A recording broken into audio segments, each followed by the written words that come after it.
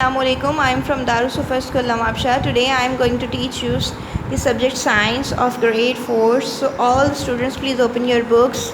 Here this is we are teaching continuously the unit number 1 body building unit of life.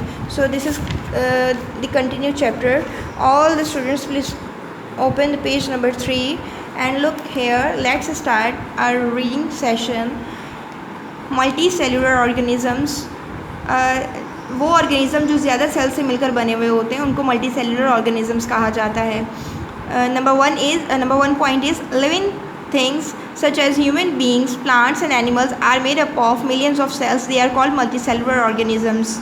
तमाम जानदार जिसमें इंसान भी आ जाते हैं, इंसानी मखलूक़ात, चरिंद परिंद, पौधे और तमाम जानदार हैवान जो कि ज़्यादा से ज़्यादा मिलियंस ऑफ सेल्स के साथ मिलकर बने हुए होते हैं, उन सब के सबको मल्टी सेलुलर ऑर्गेनिज़म, ज़्यादा सेल वाले जानदार कहा जाता है. इन्हें मल्टी सेलुलर ऑर्गेनिज़म्स के अंदर different cells are specialised to perform different duties.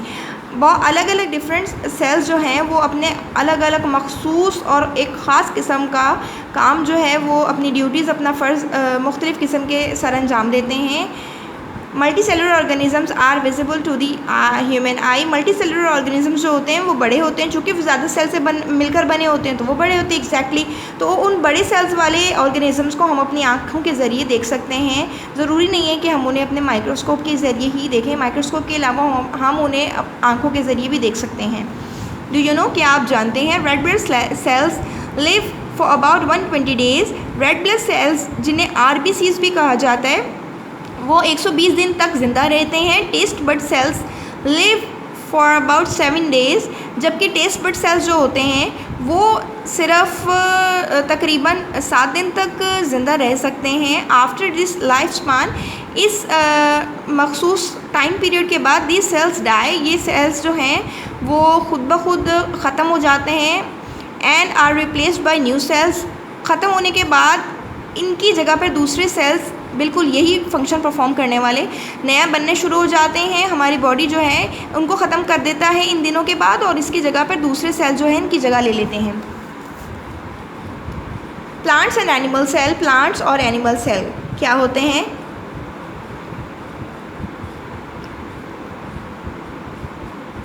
Cells come in different types, size and shapes and each of them has its own function or job.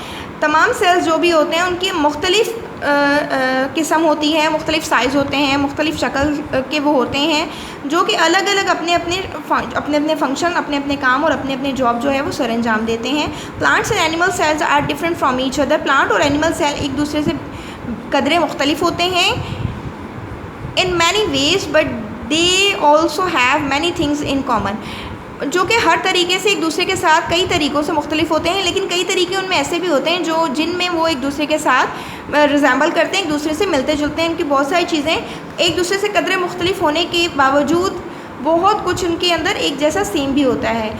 How can we differentiate an animal cell from a plant cell. हम किस तरीके से एक animal cell को plant cell से आपस में differentiate कर सकते हैं. उसके अंदर आपस में जो उनका आपस में जिस चीज़ों पर वो मुख्तलिफ हैं, हम कैसे हम उन्हें बता सकते हैं. एन एनिमल सेल, एक एनिमल सेल क्या होता है? Observe a specimen of animal cell under a microscope. What do you see. अगर आप किसी भी एक मिसाल के तौर पर कोई भी एक एनिमल सेल अगर आप माइक्रोस्कोप के अंदर रखें तो आप क्या देखेंगे, किस चीज़ का आप जो है वो मुशाहिदा करेंगे? Each oval like shape observed under the microscope is an animal cell.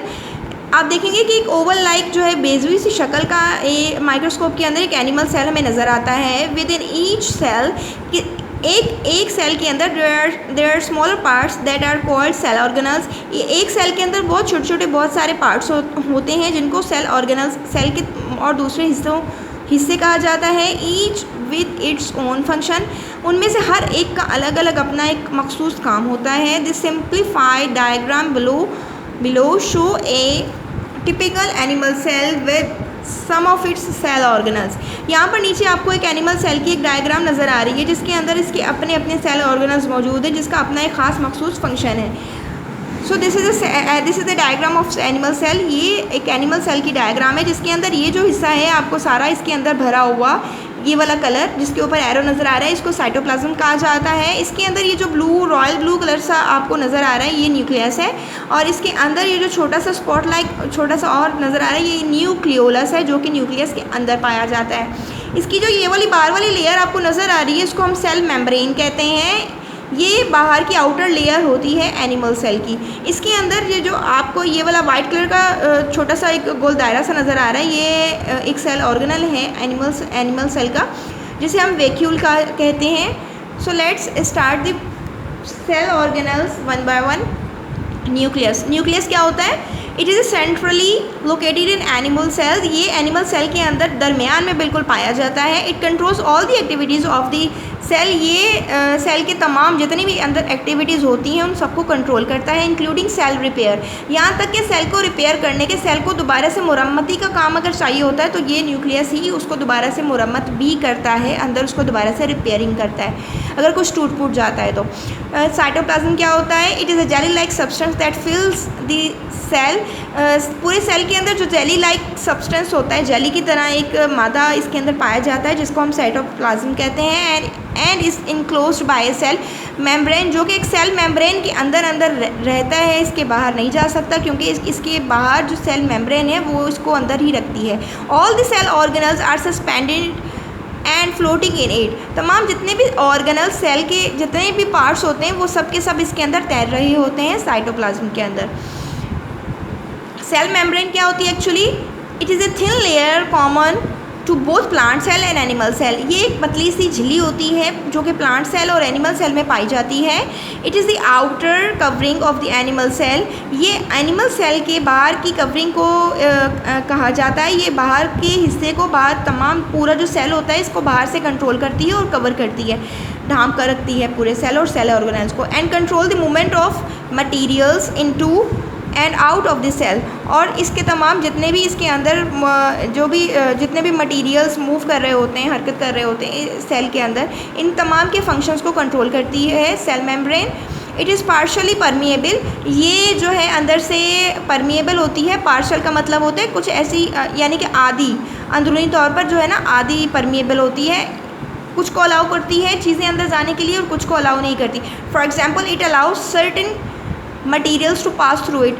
जैसे कि ये इजाज़त देती है बहुत कम चीज़ों को कि वो अंदर जा सकती हैं सेल के, और बहुत सारी ऐसी चीज़ें जिसको ये अंदर जाने से रोकती है। It also give shape to the cell.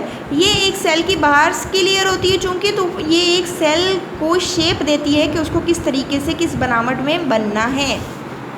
The next page is vacuole, the another cell organelle vacuole. Vacuole is these are little bubble like structures found in the cell. ये सेल के अंदर जो है छोटे छोटे बबल लाइक स्ट्रक्चर्स के अंदर पाए जाते हैं। Their function is to store food, water, waste materials and और other substances.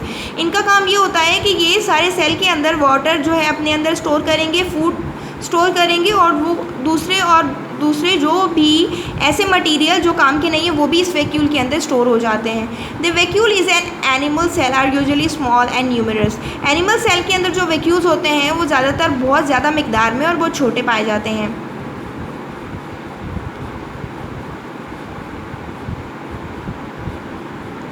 How a plant cell is different from an animal cell. Plant cell animal cell से किस तरीके से मुख्तलिफ होता है?